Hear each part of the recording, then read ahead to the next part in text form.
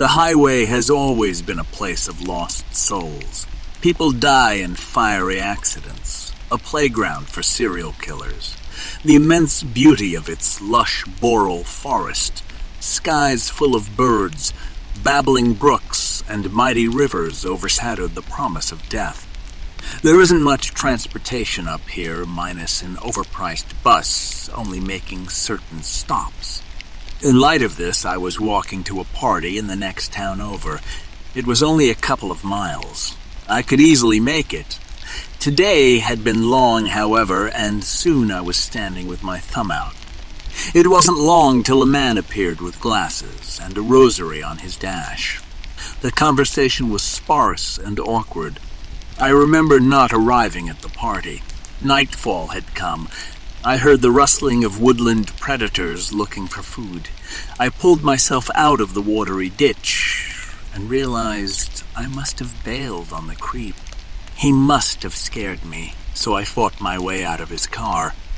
I was at the end of a logging road, nestled amongst the lonely pines, and a disquiet grew in me. I recognized the road wasn't far from home. I have to walk along the highway to get home, and chance running into the sketchy man again. A thought which makes my bones shake in fear. I can't let him find me. Whatever he intended to do, I narrowly survived. My body screamed in pain. Home was so close, I could run in the woods alongside the road and not be seen.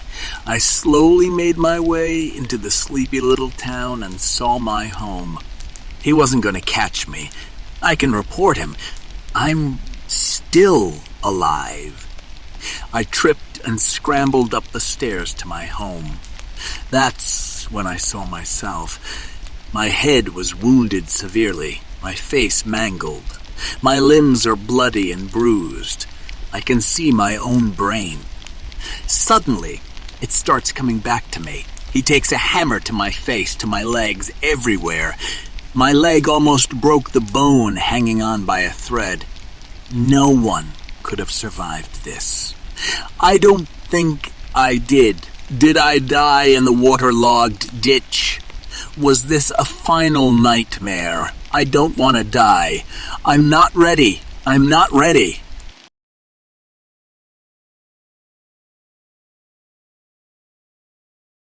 Batman and all those heroes had it wrong. As a kid, I looked up to them, but now I have much more in common with the villains. There is no justice out of your own bare hands. My mother murdered my father with words and hate until he caved in. He left one night and was found on the news 2 weeks later. He drowned. I never forgave her. It only added to my rage, and I swore I'd avenge my dad. The quiet man who gave me my love for books and comics is gone. She never spoke about him. I was left to treasure his memories. She'll destroy them if she can, so the only thing that remains is her. I can't live this way anymore. Can't take the drunk rage and brutal insults or her fists. This demon haunts me day and night. She'll face every nightmare she created. I am my mother's monster, the child she left behind. I begged the universe to save me. No one ever came. This happened many times. Now I'm dead inside and full of anger.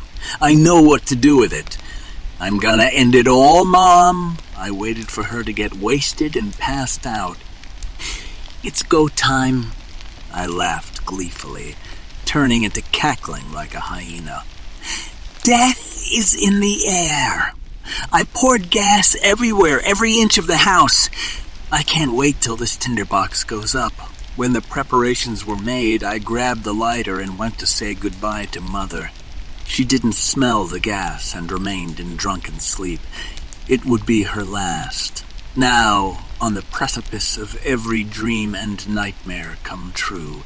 No more bruises, no screaming, no more begging for mercy. Every action she took led us on the path here. I thought I was going to feel more sorrow, but my anger quelled any tears. There will be no crying in the inferno I was about to set. I sparked my dad's lighter and threw it to the floor in front of me. This tinderbox didn't need much help. I exited, and as I did, I heard her screaming my name. The fire and smoke engulfed the house. There is no guilt. Does it make me a monster? I don't care. In fact, before leaving my exit into the night, I laughed my ass off. She is finally gone.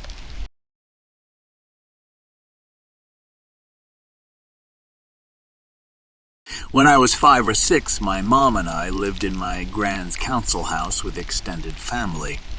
My gran and granddad had lived there for years with 9 children and at times a few grandchildren and my great-grandmother for decades before I was even born. My great-grandmother had passed more than 10 years before I was born when my mama was quite young. My mama and I shared a large back room which doubled up as a sitting room playroom. One night, I was sleeping in my bed facing my toy cupboard, which had no door, but a really pretty sheet, which Mama had painted, nailed onto the frame of the cupboard, keeping my toys tidy. I remember suddenly opening my eyes to see a little old lady in the doorway of my toy cupboard. I wasn't scared, which in itself was slightly strange, as I felt the old lady was familiar and safe. She just appeared to be a regular little old lady with slightly strange-looking clothes. Without moving her mouth, she said, "It's okay, Pat. I've just come to see how you are. Go back to sleep." The words sounded clear in my head, being 5 or 6. I said okay and went back to sleep. The next day, I was playing in the garden with Mama, and I told her about what I said was a dream. Mama, who was very close to her grandmother, looked at me, then asked me to describe the old lady, so I did. Mama looked a little strange and then changed the subject.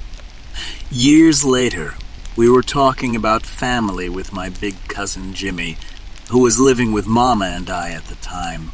I was about 8, and Jimmy was around 15, 16, and Mama told me that when I described that little old lady, I actually described our great-grandmother.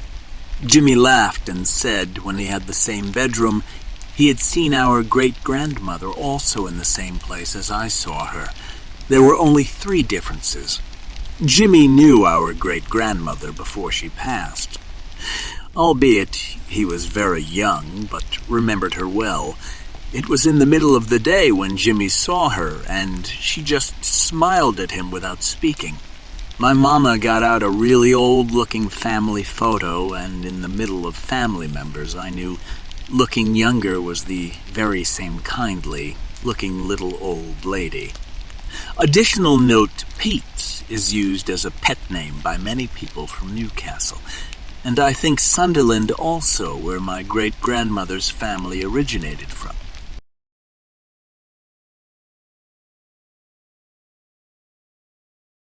I was 14. My mum and I lived in a typical council estate flat in West London. It was Saturday morning at around 2:30, and we were about to go to bed after a night of watching television. Mum turned off the television, important to remember later, and went into her bedroom to put something away. I was lying on the sofa with my kitten Katie, but wide awake.